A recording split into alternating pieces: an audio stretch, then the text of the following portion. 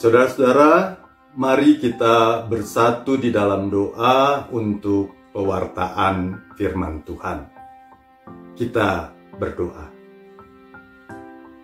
Bapa Surgawi, dari tengah-tengah ibadah ini, kami bersyukur kepadamu karena kami kembali diberi kesempatan untuk dapat mendengar firman-Mu. Tolonglah kami ya Tuhan, urapi kami dengan kuasa Roh Kudus-Mu, supaya kami dapat mendengar firman-Mu dengan baik. Dan supaya apa yang kami dengar saat ini dapat kami mengerti, sehingga kami dapat melakukannya di dalam kehidupan kami sehari-hari. Kami mohonkan ini di dalam nama Yesus, Tuhan kami. Amin.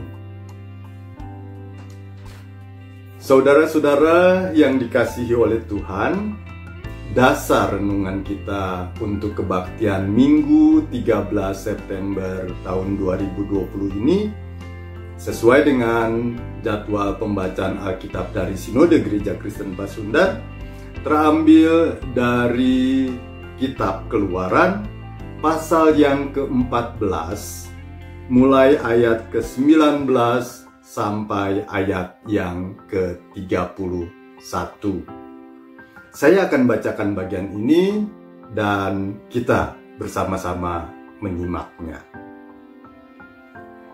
Kemudian bergeraklah malaikat Allah yang tadinya berjalan di depan tentara Israel, lalu berjalan di belakang mereka. Dan tiang awan itu bergerak dari depan mereka, lalu berdiri di belakang mereka. Demikianlah tiang itu berdiri di antara tentara orang Mesir dan tentara orang Israel, dan oleh karena awan itu menimbulkan kegelapan, maka malam itu lewat, sehingga yang satu tidak dapat mendekati yang lain semalam-malaman itu. Lalu Musa mengulurkan tangannya ke atas laut, dan semalam-malaman itu Tuhan menguakkan air laut dengan perantaraan angin timur yang keras, membuat laut itu menjadi tanah kering, maka terbelahlah air itu. Demikianlah orang Israel berjalan dari tengah-tengah laut di tempat kering. Sedang di kiri dan di kanan mereka, air itu sebagai tembok bagi mereka. Orang Mesir mengejar dan menyusul mereka. Segala kuda Firaun, keretanya, dan orangnya yang berkuda sampai ke tengah-tengah laut. Dan pada waktu jaga pagi, Tuhan yang di dalam tiang api dan awan itu memandang kepada tentara orang Mesir, lalu dikacaukannya tentara orang Mesir itu.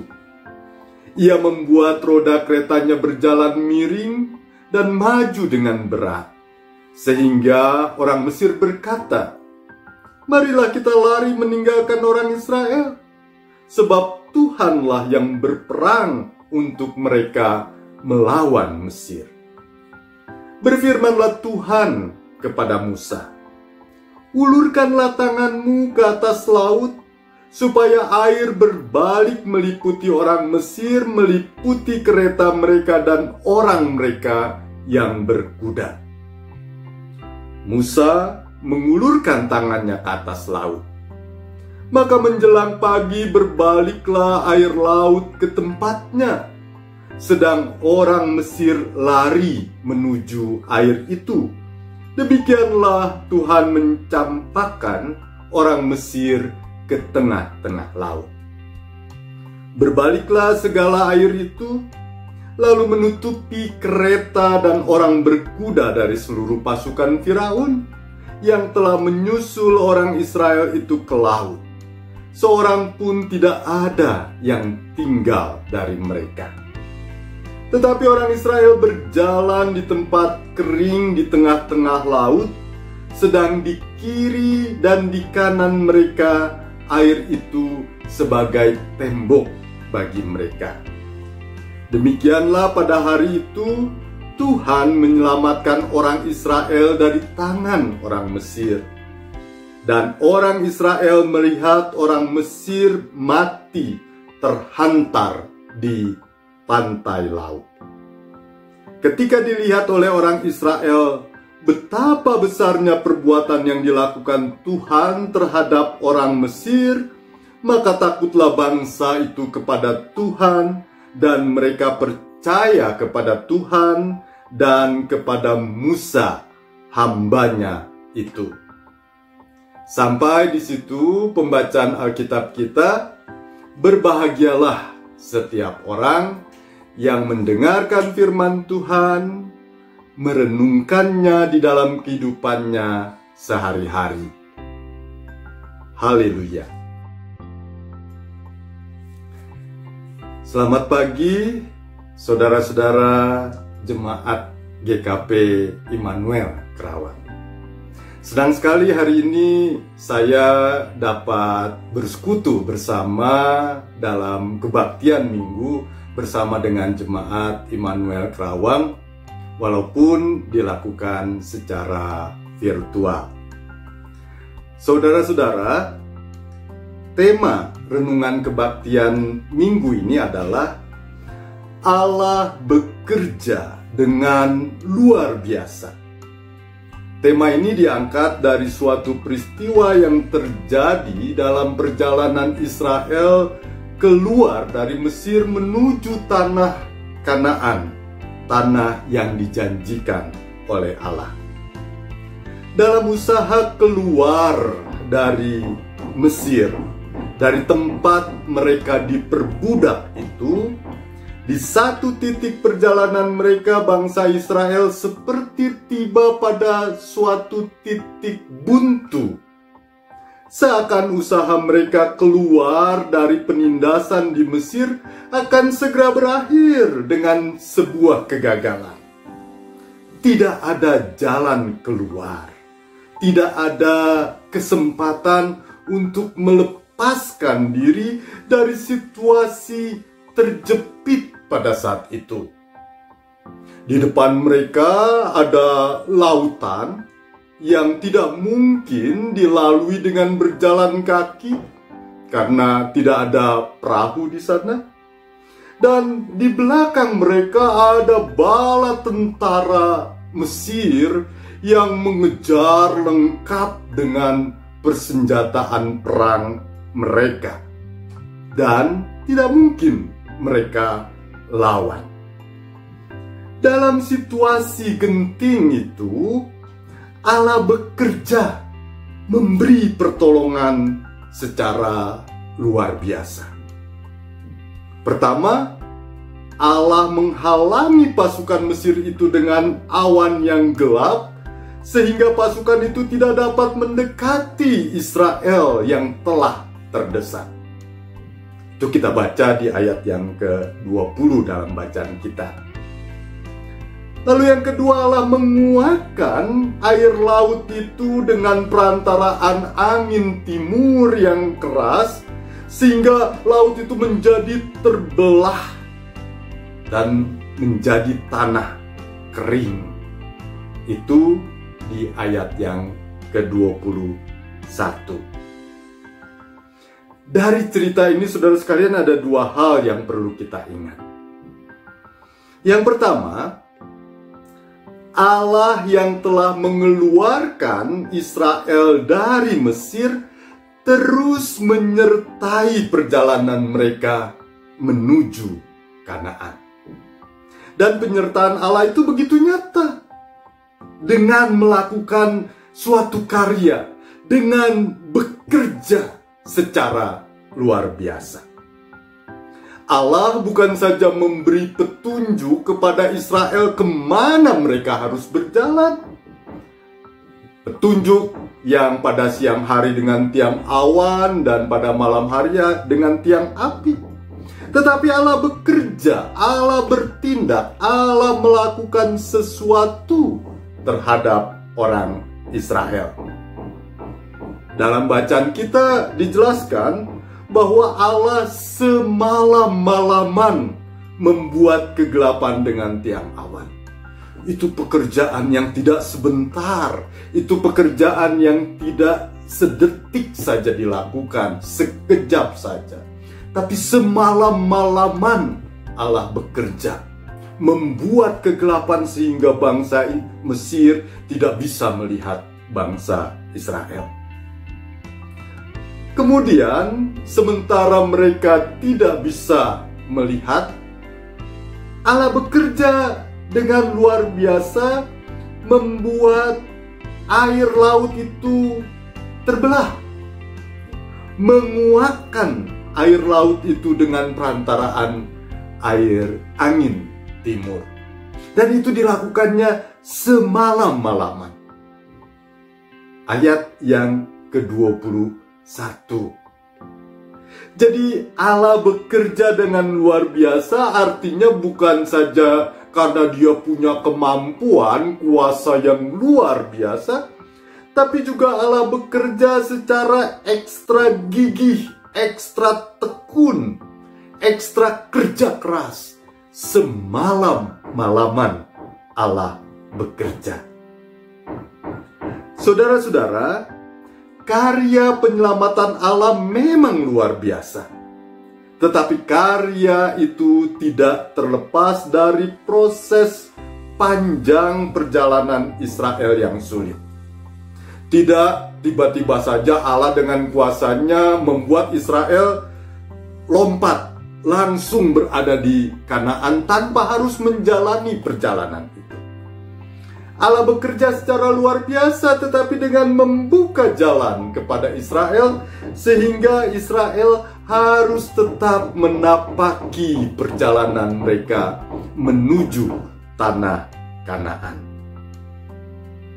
Yang kedua, saudara sekalian, yang bisa kita renungkan, bangsa Israel di bawah kepemimpinan Musa itu percaya bahwa karya Allah yang dilakukan bagi bangsa Israel itu adalah karya yang menyelamatkan.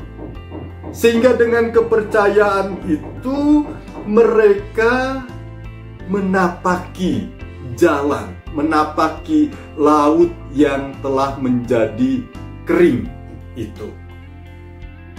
Memang sekalipun laut itu telah menjadi kering, tetapi bukan berarti tidak ada bahaya lagi di sana.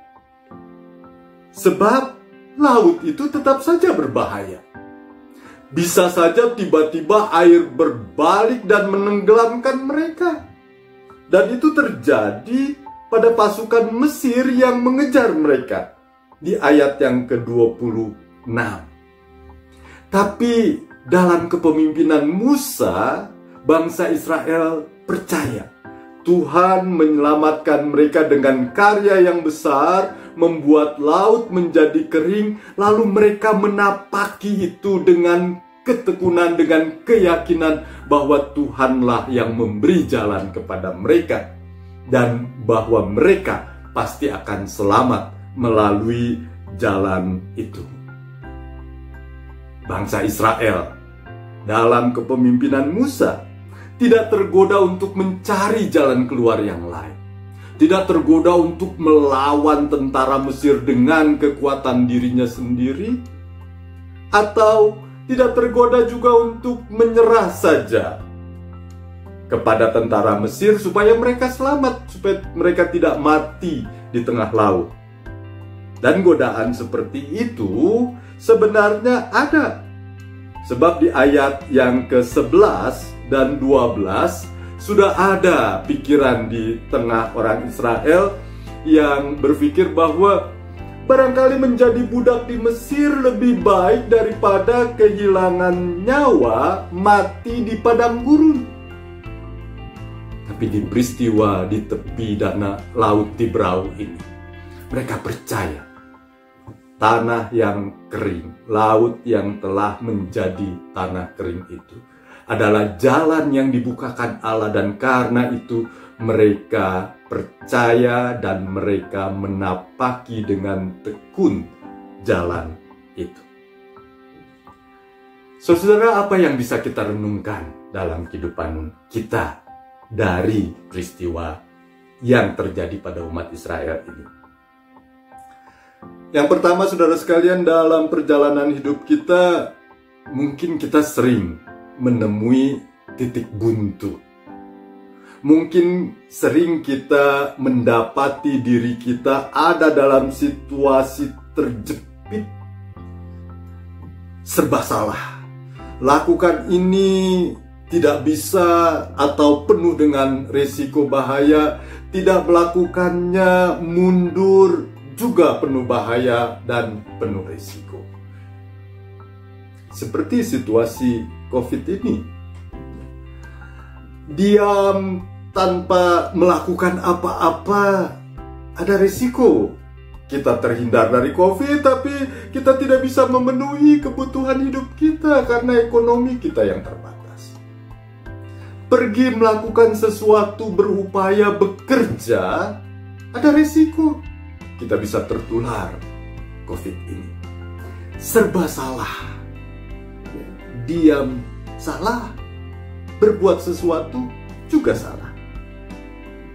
Tapi dalam situasi-situasi ini, entah dalam situasi COVID, entah situasi-situasi yang saudara alami dalam kehidupan saudara, ketika saudara merasa tiba pada satu jalan buntu, yakinlah bahwa Allah tetap menyertai kita.